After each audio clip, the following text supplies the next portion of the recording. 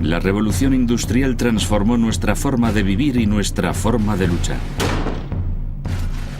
Hubo mentes brillantes que aplicaron los principios de la industrialización al tema de la guerra. Y las consecuencias se hicieron notar más allá del campo de batalla. Por ejemplo, sin la guerra no tendríamos la humilde lata de alubias. En 1809, los franceses encontraron una forma de conservar la comida y alimentar a sus tropas en botes de cristal sellados.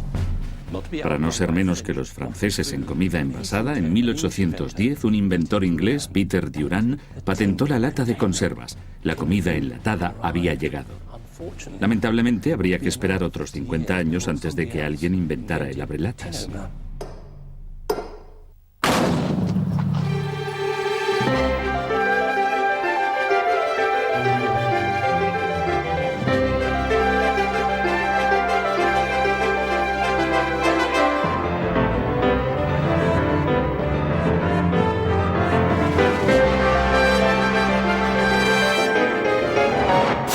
¿Qué hizo la revolución industrial por nosotros?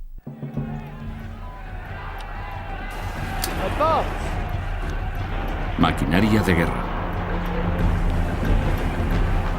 Hasta la revolución industrial, las batallas, por lo general, se habían ganado o perdido según el grado de entrenamiento y disciplina de los soldados. ¡Alto!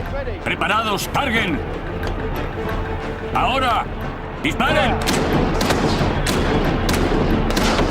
¡Preparados para avanzar! ¡Avancen! Después de casi 10 años de luchar, franceses e ingleses estaban bastante igualados y estancados. Para ganar, Inglaterra necesitaba nuevas tácticas y nueva tecnología.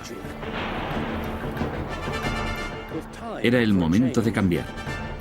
En 1800 se formó un cuerpo experimental de fusileros. Así fue como salieron los abrigos rojos y entraron los chaquetas verdes. Los fusileros fueron el primer regimiento de la Armada inglesa en vestir de verde como camuflaje. Utilizando el terreno como escondite, esta banda selecta de perspicaces tiradores luchó en pequeños grupos por delante del avance principal para cubrir movimientos o proteger una retirada. Pero el camuflaje no era su única innovación. A cada fusilero se le enseñaba a utilizar su iniciativa. Aquí, bien, fuego a discreción. Por ejemplo, hay un francés ahí disparando contra nosotros al azar. Si echamos una mirada a través del árbol y le encontramos, seguramente nos volará la cabeza. Vamos a probar un truco. Cojo mi bayoneta, la junto con el fusil, cojo mi pan, mi ración diaria y lo clavo en la bayoneta. Y con mi sombrero puesto se parece bastante a mí. Sujeto esto aquí arriba e intento atraer el disparo del francés. Creyendo que me ha dado, le cogemos con la guardia baja. Y de ahí viene la frase, usa la cabeza. Esta táctica no llegó a imponerse, pero el uso del camuflaje y de la iniciativa sí lo hicieron. Hoy son fundamentales en la guerra moderna. Y los fusileros siguen formando parte de la Armada inglesa como los chaquetas verdes reales. Luchando individualmente o en grupos reducidos, los fusileros necesitaban un arma más precisa, y es esta, el fusil Baker, hecho en Whitechapel, Londres, por un tipo llamado Ezekiel Baker. Es bastante parecido al mosquete de cañón liso, un poco más pequeño, algo más ligero. Se tarda más en cargarlo, pero hay una diferencia muy crucial. Inspirado por la revolución y la industria, Baker grabó estrías en el interior del cañón de su escopeta. Las estrías provocan que la bala rote, un efecto conocido como rifling. El rifling es parecido a lanzar una pelota de rugby. Si yo solo lanzo la pelota de rugby, no va a llegar muy lejos, tampoco irá muy recta. Pero si le das un giro como este, llega más lejos y más recto. Esto es porque la rotación estabiliza el vuelo de la pelota. Cuanto más rápido es el giro, más estable es la pelota. Con la ayuda de las Royal Armouries de Leeds, voy a poner a prueba el rifling, usando una copia del blanco de Ezekiel Baker de 1804. Mark Murray Flatter es el conservador de las Royal Armouries. Lo que vamos a intentar hacer aquí es disparar a este blanco con este mosquete. El mosquete patentado en la India. De cañón liso, sí. Totalmente. Y después de esto vamos a cambiar el blanco y a disparar 5 tiros al nuevo blanco con el fusil Baker. Una vez hecho esto, entonces podemos comparar ambos blancos y con un poco de suerte demostraremos que el fusil Baker es mucho más preciso que el mosquete de cañón liso. ¿Con un poco de suerte? Para dar en el blanco, ¿a dónde cree exactamente que debería apuntar? ¿Puedo sugerir el centro? De hecho, en este caso, en sus calzoncillos. De acuerdo. Bueno, pongámonos los cascos. Bien. Me voy a quitar de en medio. Me pongo cómodo. A la izquierda está el mosquete, a la derecha el rifle.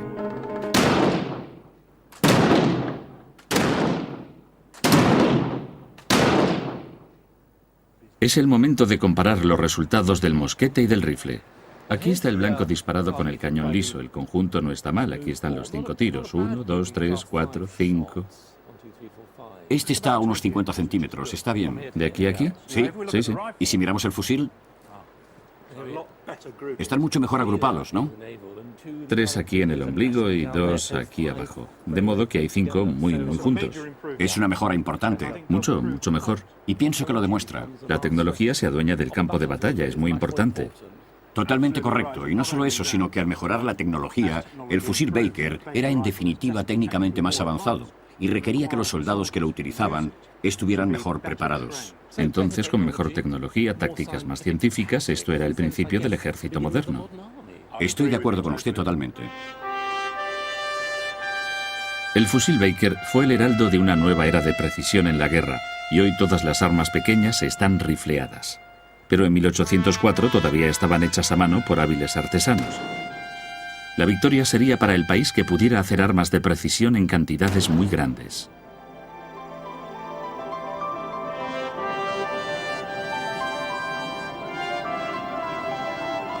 Resolver este problema sería una larga y compleja saga. Una saga que empezó en el campo de batalla, pero en alta mar.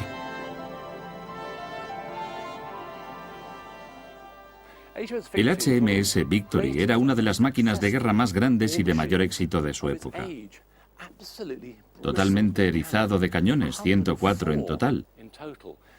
Pero todo ese terrible poder no era nada sin estos bloques de polea. Por extraño que pueda parecer, este sencillo aparato fue la clave para uno de los más importantes avances de la historia.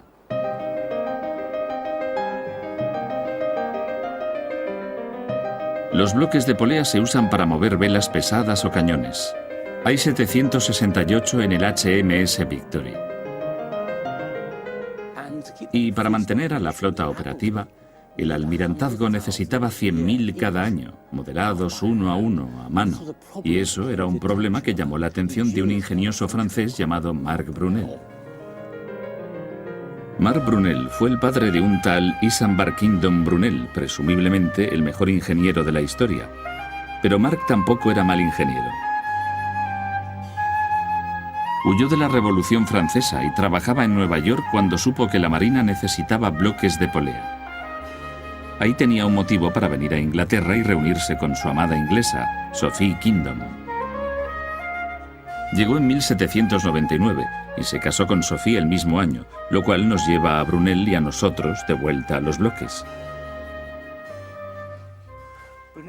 Brunel estaba decidido a resolver el rompecabezas del bloque de polea. Y con un joven y brillante fabricante de herramientas para máquinas llamado Henry Maudslay, diseñó una máquina para hacer cada una de las puertas. Luego, las diferentes partes irían montadas en un bloque de polea. Esta era una forma revolucionaria de hacer un objeto bastante humilde. En 1802, las máquinas de hacer bloques de Brunel fueron instaladas en los astilleros de Portsmouth. He venido aquí para conocer a Alex Barlow, que fue fabricante de bloques hasta 1985. En este edificio, Brunel pondría en marcha un proceso cuyos efectos todavía se notan hoy, no solo en la guerra, sino en todos los aspectos de nuestra vida. Cielos, Alex, qué espacio tan fantástico. Me encantan estas columnas de madera. ¿Y qué hay ahí arriba? Eso es el mecanismo original que dirigía las máquinas para hacer los caparazones de los bloques. ¿Los caparazones? ¿Las cajas? Sí, las cajas. Es increíble que haya sobrevivido. En realidad había 15 máquinas aquí. ¿Todas movidas por correas que salían de esas ruedas? Todas movidas por correas que salían de las máquinas. Es asombroso. Esta es una de las máquinas originales de Brunel, hecha por Henry Mousley, y era para cortar madera. ¿Esto es un tipo de madera subtropical? Esta hoja está tan bien ajustada que podría cortar 3 milímetros de ese leño sin romperlo. Parece como si todo en conjunto pudiera funcionar ahora mismo. En 1982 todavía estaba funcionando. Vaya. ¿Puedo darle a esto? Uno gira la columna y al mismo tiempo el operador acerca esto. Increíble. Esto consigue una precisión extraordinaria. De eso se trata, ¿no? Brunel y Maudslay hicieron máquinas para serrar, ranurar, tornear y moldear cada parte del bloque. Usando estas máquinas, 10 hombres no cualificados podían hacer el trabajo de más de 100 artesanos expertos. Era más rápido, más barato y el producto era mucho más consistente. La fábrica de Brunel fue más que un impulso para la Royal Navy. Fue un monumental paso adelante hacia nuestro mundo moderno producido en serie. Porque aquí estaba la primera línea de producción y montaje totalmente mecanizada. Virtualmente todo en nuestro mundo, desde comida a coches, procede de la línea de producción. Una línea de producción que empezó aquí, en unos astilleros de Portsmouth en 1802.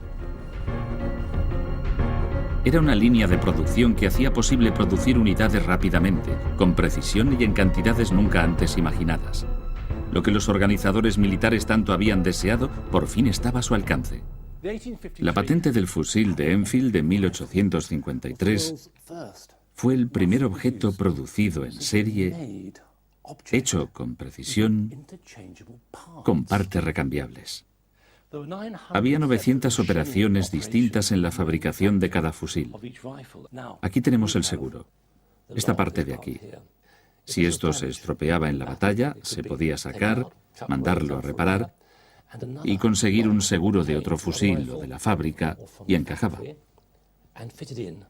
Así. Esto es lo bueno de todo esto. Esta intercambiabilidad, esta exactitud significaba que estos fusiles podían ser reparados rápidamente, se podían hacer reparaciones en el campo de batalla y eso era muy importante, desde luego. Los recambios y la producción en serie significan que hoy cuando una lavadora o un coche se estropean, damos por sentado que se pueden reparar con una pieza de recambio nueva. Los principios de la revolución industrial, como la producción en serie, la experimentación científica, la ingeniería de precisión, revolucionaron la guerra por tierra y por mar.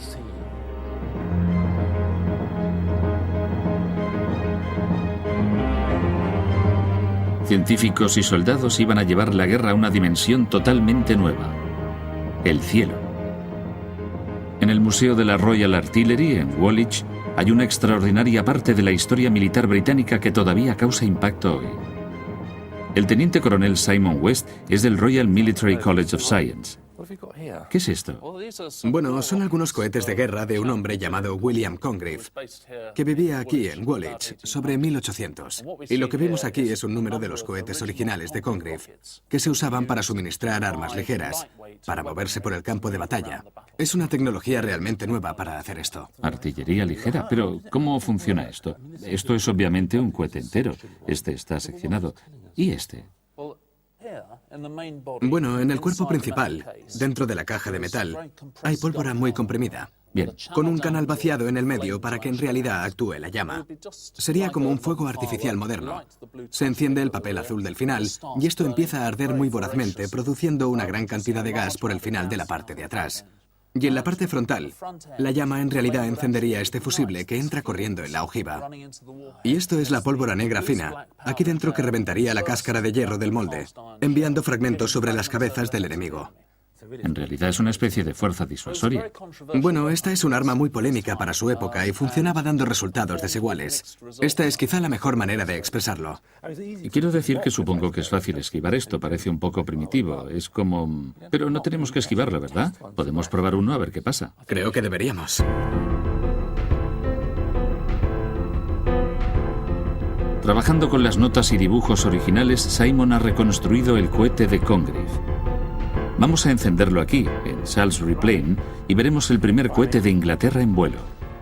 La luz roja, Preparado. 3, 2, 1, fuego.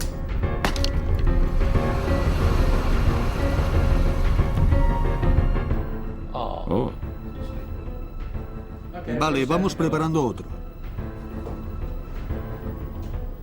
se ha encendido la carga propulsora.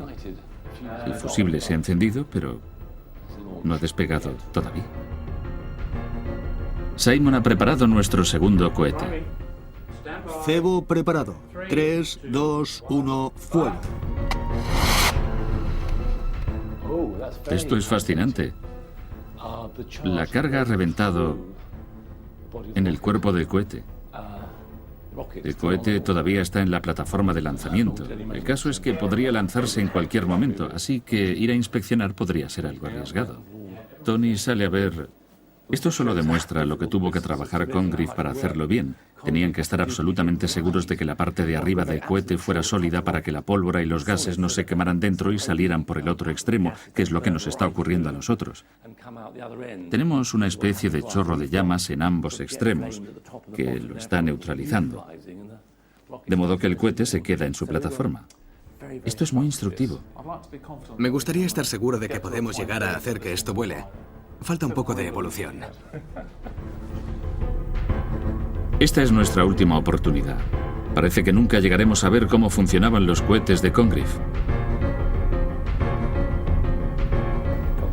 Enciendo la luz roja. Preparado. 3, 2, 1, fuego. Sí, bien. Espléndido. Hay mucho humo. Sí. Me pregunto hasta dónde habrá ido. ¿Oiremos la explosión? Probablemente.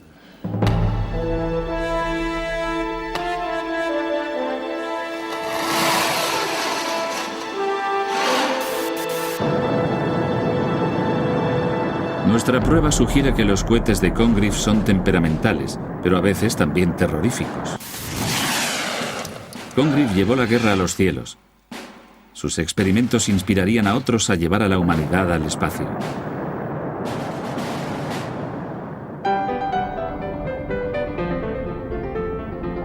Pero mientras las bombas de Congreve estallaban en el aire, por otro lado se estaban haciendo experimentos bajo el agua.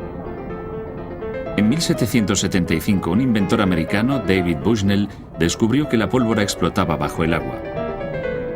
Decidió diseñar un dispositivo de entrega.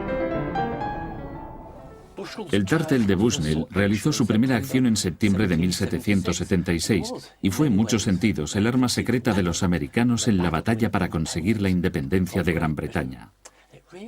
Realmente es una máquina maravillosa e ingeniosa. Cuando se botaba quedaba unos 15 centímetros por encima del nivel del agua. Con esta pequeña torre cónica sobresaliendo puedo ver por una pequeña portilla que hay aquí por dónde voy. Para avanzar yo pedalearía así. Es sencillo. Muevo una hélice que tengo delante que me impulsa por el agua. Y ahora el timón. Lo uso de forma convencional, de modo que ahora avanzo por el agua, llevando también el timón. Excelente. Más cosas increíbles. De modo que avanzo. Ahora quiero... Me acerco al barco enemigo, al barco inglés. Quiero descender para poder ir por debajo de él y atar mi mina, mi carga a su casco. Lo voy a hacer de una forma increíble. Giro esta enorme llave de aquí. Esto deja entrar el agua, lo cual en un submarino es aterrador. Y esto es lo que ocurre. Entra algo de agua. Está alrededor de mis pies, a 1 centímetro del suelo, y voy bajando hasta llegar justo por debajo del barco enemigo. De modo que ahora estoy totalmente sumergido, avanzando por el agua.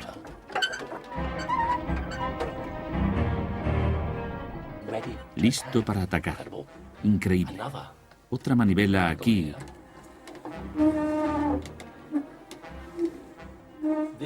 Va atornillando la carga en el fondo del barco encima de mí. Cuando está conectada, entonces lo invierto. La punta del taladro permanece en el barco enemigo. Y yo me voy y la carga se queda atrás. En esta carga hay un fusible para 30 minutos que yo activo al alejarme de la proximidad del casco. Esto es increíble. Realmente este hombre, Bushnell, no solo inventó un submarino que funcionaba, sino también una mina, o, como le llama él, un torpedo, por una especie de pez manta. El Turtle nunca llegó a hundir un barco, pero consiguió aterrorizar a todos los que vieron este nuevo y extraño invento. El Turtle marcó el principio de la guerra submarina. Desde luego fue el primer submarino usado en combate. Y es increíble, realmente, viendo este sistema bastante primitivo, aunque tuvo éxito. Pero debo decir que pedalear cansa un poco. Para revolucionar verdaderamente la guerra en el mar, tanto el Turtle como los barcos para los que estaba preparado a atacar necesitaban una energía alternativa. Su descubrimiento sería una de las historias más improbables de la revolución industrial. Esto empieza en 1774, cuando John Wilkinson, el loco del hierro, un maestro herrero de los Midlands, encontró un nuevo modo para moldear los cañones de hierro. Este es un modelo de la revolucionaria máquina taladradora de Wilkinson. En lugar de moldear un cañón alrededor de un tronco o de un agujero para hacer el hueco del cañón, Wilkinson moldeó un sólido pedazo de hierro y luego lo perforó. El resultado fue un cañón más recto y más preciso que nunca. Usando esto, Wilkinson podría casi literalmente perforar Inglaterra. Pero el impacto de la máquina de Wilkinson iba a ir mucho más lejos. Para descubrir qué más hizo por nosotros, he venido a Fort Nelson, cerca de Portsmouth, donde está la colección de artillería histórica de las Royal Armouries. Nicholas Hall es el conservador. Imagino que hay que aceptar que esta tecnología fue inspiradora para todo el que estuviera relacionado con la creación de máquinas en la época. Bueno, desde luego inspiró a James Watt, que no sabía cómo mejorar la extremadamente ineficiente máquina Newcomen. Pero al encajar mejor el pistón y el cilindro, basándose en las ideas de Wilkinson, fue capaz de transformar la máquina de vapor. Un pensamiento increíble, de modo que sin Wilkinson, sin un cañón cuidadosamente perforado, no habría una máquina de vapor eficiente como la que construyó Watt. Por lo tanto, no habría fábricas y talleres que funcionaran con vapor, no habría máquinas de vapor, no habría barcos de vapor. Todo esto, en cierto sentido, proviene de esta tecnología militar. El vapor puso el mundo moderno en movimiento, y en el campo de batalla las cosas también se movían rápido. Para superar al enemigo, los ingenieros británicos pasaron de fijarse en la forma en que los cañones estaban hechos a fijarse en el material de que estaban hechos. El hierro fundido no se podía riflear para obtener mayor precisión, pero el hierro forjado, al contrario que el fundido, que simplemente se vierte en moldes y se deja enfriar, se enrolla, se martillea o se le da forma. Esto elimina cualquier burbuja o grieta. He venido a la Universidad de Manchester para comparar el hierro fundido con el forjado. Esto es un trozo de hierro fundido y esto un trozo de hierro forjado. Se parecen mucho. Voy a estirarlos en esta máquina para ver cuál es más moldeable.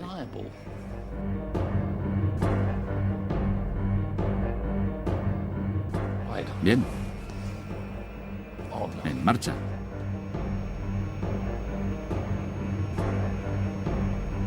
El hierro fundido a la izquierda se rompe después de haber sido estirado solo 1 milímetro.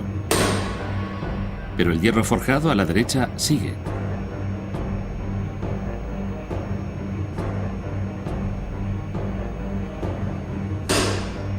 Al final se rompe al superar los 8 milímetros. Es increíble, el hierro forjado y el hierro fundido respondieron de forma muy diferente. El secreto de estas diferencias está en el proceso de fabricación. El hierro fundido está inherentemente agrietado y estas grietas hacen que se rompa antes, mientras que el hierro forjado tiene una estructura más fina, es más fiable y por tanto responde mucho mejor cuando es sometido a tensión.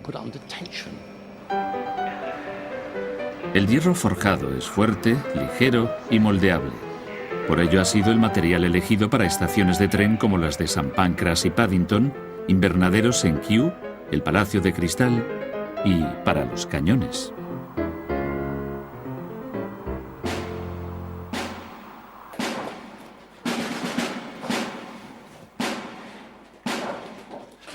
Este cañón de Armstrong del año 1859 está hecho completamente de hierro forjado. Está rifleado, como el fusil de Baker, de modo que los proyectiles pueden ir a una distancia mayor con más precisión. Lanza un proyectil que pesa 50 kilogramos.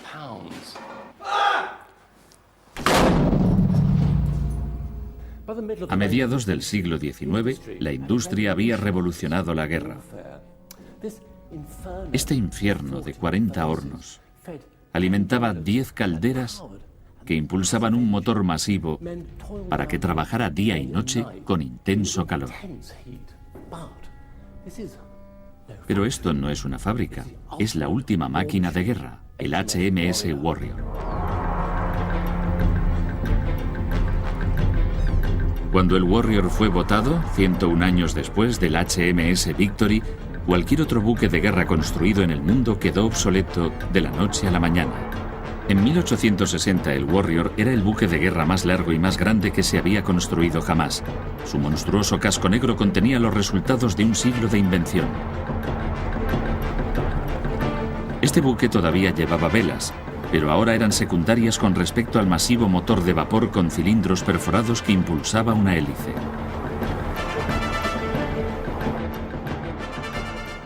El casco de madera fue reemplazado por uno hecho de hierro fundido, y aquí vemos las planchas de hierro fundido y las cuadernas remachadas juntas. Verdaderamente el Warrior fue el primer buque de guerra con casco de hierro. Lo que esto significaba es que era prácticamente imposible atravesar su casco. Entre las paredes de hierro del Warrior está la más letal de las armas de la revolución industrial.